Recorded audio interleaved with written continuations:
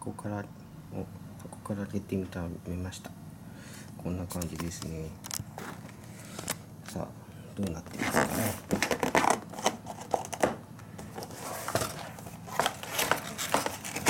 見ると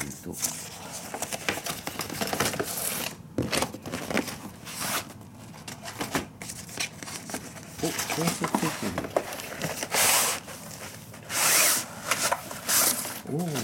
建設設備ちっちゃ。こんな感じなんだ。出来上がりはこんな感じです。いいのかな。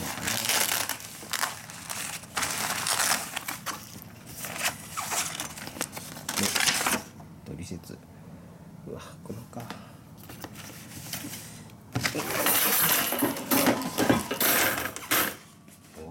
梱包されてますな。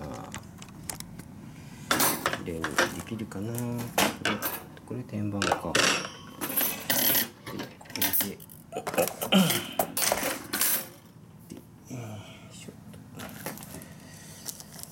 これをやるんだね。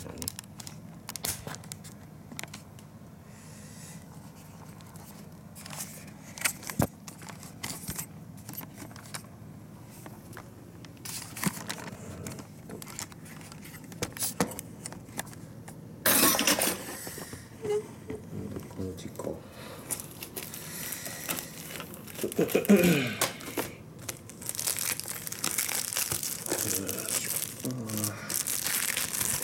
ごいこれガッチガチ。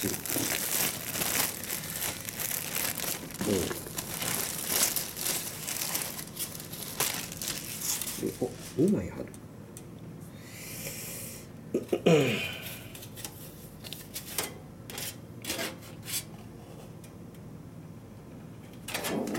こう。これをこうやる。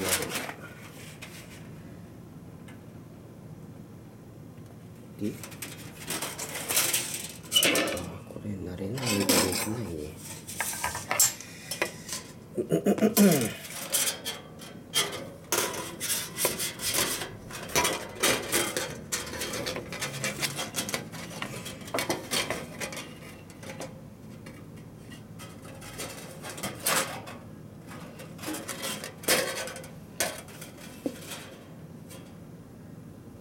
これ曲げるの？